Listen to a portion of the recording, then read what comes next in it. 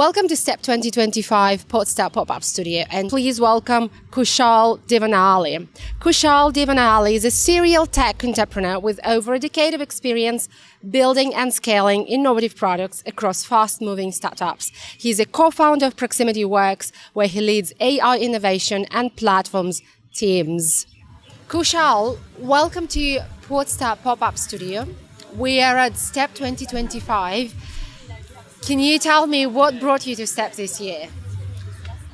Thanks, Lara, for the invite. I'm glad to be here. Thanks for the question. So I've been invited to a panel discussion where we'll be talking about open source and closed source AI models and benefits and drawbacks of making these decisions for enterprises, specifically building large-scale systems for enterprises. I got invited as a speaker. That's why I'm in STEP. And looking forward to meeting with other technology enthusiasts and practitioners as well. I've heard this year STEP is very much technology focused.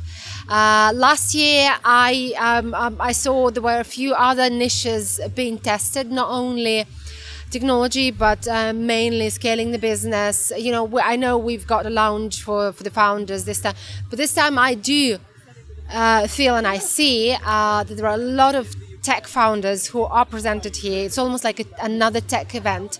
Can you tell me if you have the same feeling, and if this is the case, why do you think it is happening? Why do we have so much focus on technology this year?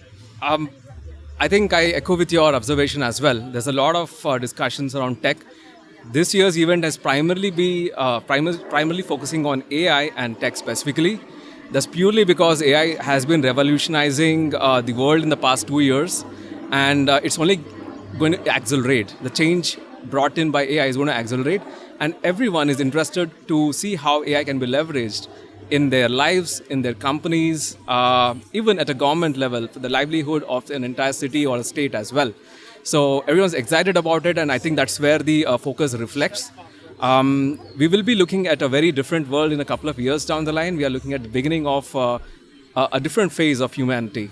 So that's the excitement. I just want to continue this idea because I think even the last year, slightly earlier than that, we were talking AI for fun. Honestly, we were discussing AI. It was almost like a nice story to chat about, but nobody thought how realistic it was. And this year, I feel like everybody is talking about it in a way that, I can't believe it is there. I can't believe it is a reality already. How can I tackle it? How can I adopt it to my business? Do you have the same feeling? Absolutely. I think the turning point for AI was the advent of GPT-4, which launched in 2023, February of 2023. That really opened the doors of what the capability of generative AI and generative AI models look like. So essentially, a very conversationally intelligent entity, which sort of is doing reasoning and thinking by itself, which was not possible before. So AI models were very rule-based to simplify things. And 2023, with GPT-4 coming out and making it accessible to everyone, it opened a door for companies looking, or individuals and companies looking to harness AI. So that was the wow moment. And since then, the technology has rapidly progressed, improving in performance and its capabilities every few weeks, sometimes few days as well. So we're looking at an accelerated growth there. That's interesting. So, for example, we used to talk about generative AI only a few months back. And I've recently heard a new term, which is called Agentic AI. And I'm like, okay, so we need to talk Agentic AI now. Can you, just for our audience, explain what the difference is and whether Agentic AI is our way forward, and what is the principal difference between what we used to think AI before and what it is now and what's coming next? Absolutely, Lara. So generative AI is, with time, it has been recognized as being able to reason and think for itself in specific situations. So how Agentic AI has evolved from generative AI is, someone had thought about, hey, you know what, these models do a very good job at reasoning. Can we use it to I would say, automate some of the work which people do today in the way they do it. So that's what Agentic AI, that's Agentic AI in a nutshell. So essentially, these are systems. Agentic AI systems are nothing but systems which can think, reason, and execute on tasks by itself with minimal human intervention needed. And generative AI models like large language models like GPT-4 have enabled this phase or enabled us to arrive at this phase. So they are the building blocks essentially for agentic AI. So think about to simplify agentic AI is if you have a team of people working together to get something done. Now you can have an agentic AI system doing that or replacing that with very minimal human oversight. So you can get a lot of mundane, I would say, repetitive things done as a starting point, but we'll soon see systems moving towards doing more intelligent work down the line as well.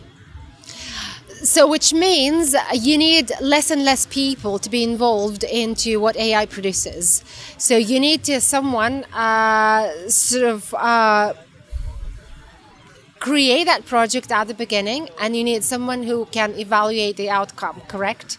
Yeah. This is what we're talking AI when it comes to agentic AI. So you do not need somebody who is prompting or provides the reasons in the middle process nowadays. Yeah, that's right, Lara. I think we'll see a fundamental shift in how work is being done today.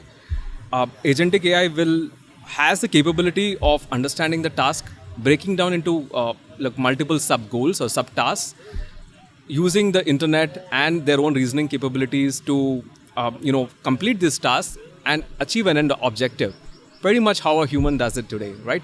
So it opens up the possibility of scaling work or outcomes in ways in which we could not have imagined in the past. And we will definitely see a shift in, I would say, how work is done.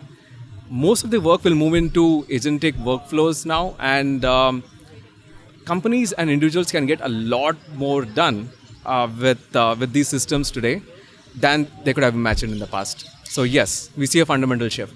So is there still a place for generative AI, or will it be completely replaced by the agentic AI in your opinion?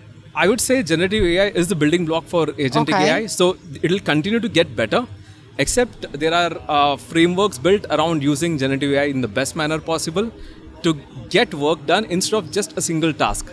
So it could be a complex task. For example, it could be put a project plan together, right? It will probably involve 3 or 4 different, I would say, individuals or different people with different skill set working together to create a project plan. It could be like technology folks, it could be business folks, it could be designers, and it could be someone who's interfacing with clients, like a client account manager.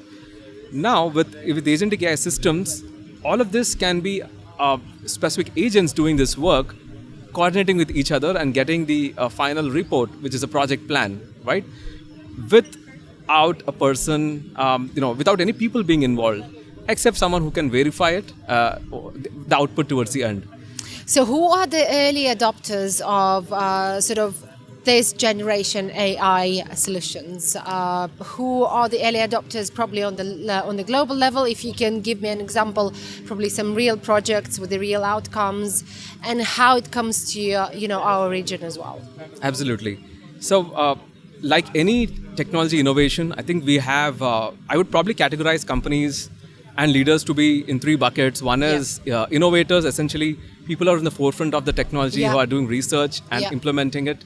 On the opposite side of the spectrum, you have laggards who are like just waiting and watching to see if they're if they understand the technology quite enough, or they feel the pull to then invest in AI. Then you have the big middle, which is companies trying out different things, playing around with these technologies and see how it fits in their business use cases. So I would say AI is such a technology, I would say innovation, that if companies stay behind, it'll become more difficult to catch up down the line.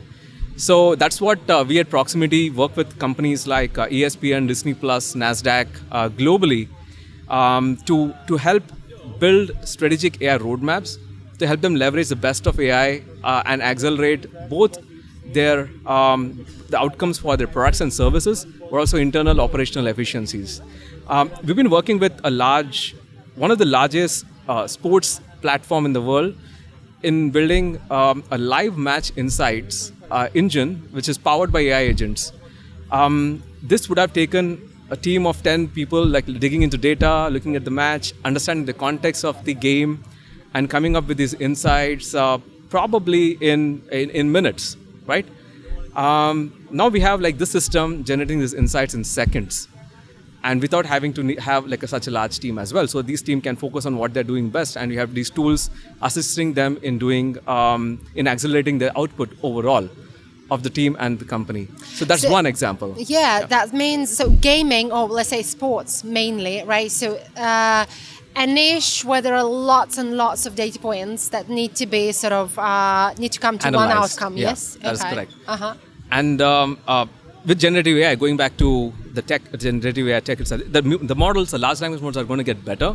They're going to get better in reasoning, analyzing data, and also assessing like outcomes of a particular decision, for example, with data, and also suggesting next steps. Right now, we are using it to summarize use cases like summarizing large content, also like answering specific emails, like sort of areas where the stakes are not very high, but we'll soon move into areas where the stakes are very high. It could be business decision making, really outsized cost savings, as well as unlocking completely new revenue channels for companies as well. It's interesting how this whole AI ecosystem is evolving. So what do you see from local markets and businesses perspective? What are the biggest challenges for businesses in terms of adopting the first AI solutions? So what do they struggle with? I mean, I can tell from my side as a content creator, for example, although we know, and my head spins sometimes from the amount of AI solutions in the content creation space. Yeah. Is it easy to adopt it? No, because you need to understand what's the area that needs to be adopted, needs to be sort of converted into AI production first. Correct. And how do I, whether it is reliable, this is another question. So this is from content creation perspective. Yep. But please, if you have any insights about operational and business scale level AI adoption, that would be interesting to hear. Absolutely. I think this is what we work on day in, day out today at Proximity. We help companies identify areas for maximized opportunity using AI. And we also de-risk their AI, their investments going into AI by building a very predictable and strategically aligned roadmap, and for their AI solutions as well, and building the solutions for them. AI is fast changing, as you've rightly said. Lots of new tools coming every day. Not sure how to use some of these tools, or what areas can be used to automate or improve efficiency using these tools. And what's the ROI going to look like? These are the questions we actually we built over the past couple of years. We built frameworks to help companies arrive at really robust metrics to assess their AI investments. What it's going to cost? How would the solution scale? How strategic is the solution, etc. I think these are the answers we provide companies, large companies, enterprises today, through very structured workshops and sessions with their leadership team. So, just to simplify, one has to stay in the forefront of where the research is happening, to see how these technologies can be harnessed for companies to make best use of it. Yeah, and the question arises in my head, with this technology evolving so fast by itself, right?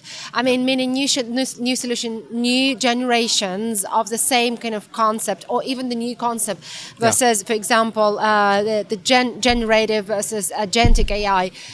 So how can we predict, how can we potentially build a reliable and strategic roadmap to be able to, be nimble towards that change? Great question. I think, in fact, that is that is not a very straightforward question because it's very customized for different companies, how they're internally structured, what's their investment risk, how are they planning of implementing AI? Is it like off-the-shelf like systems which they're adapting, or they have a broader AI strategy which is more long-term? So hence they'll have to like invest in setting up teams and capabilities in-house as well. So we cater to different requirements at a company level, at a company leadership level, and we come up with something which suits them at that point, at that moment in time, and also more importantly showcase how they could possibly evolve with time as well. What would the underlying infrastructure change? What would that change look like? Can they make decisions today, planning for the future? It could be the cost of a large language model API call is falling in orders of magnitude of 10x every few months. Now that is something you can bet on, right? And you're thinking that, hey, we build this today, but your operational cost is only planned to go down in the next 12 months. It could be other frameworks like, hey, you know what, this particular piece of logic layer or orchestration layer is something which is robust, and a lot of enterprises are already using it. So hence they rely on it. So we can propose that for you as well. So it's a collection of such decisions which builds confidence on the first phase of the AI solution, and we have to show the vision of how that's going to evolve with time as well. Otherwise, companies can't make the decision today. It becomes difficult for them to assess what their AI investments look like.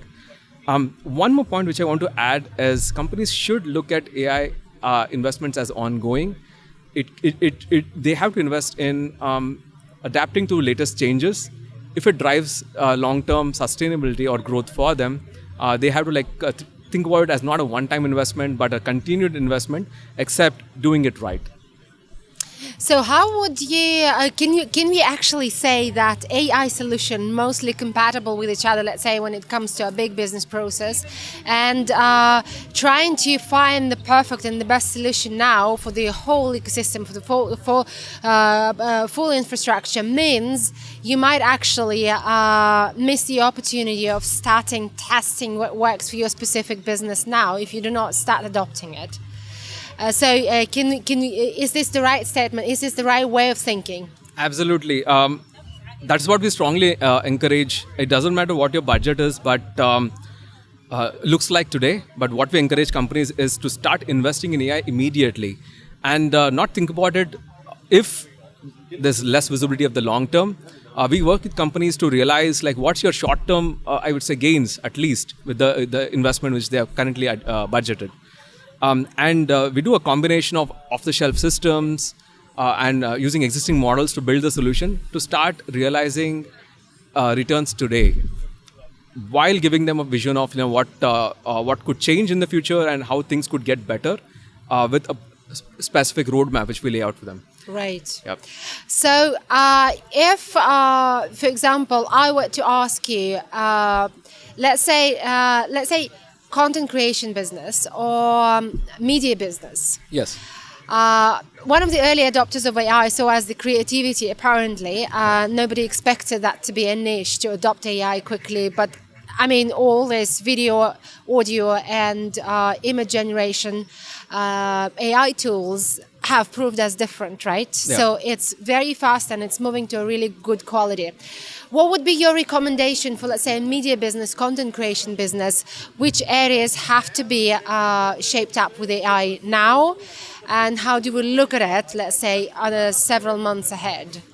That's a great question. We, in fact, are working with some companies to build tools for the marketing teams, content and marketing teams, specifically around text and video, surprisingly, because the models keep getting better every few months.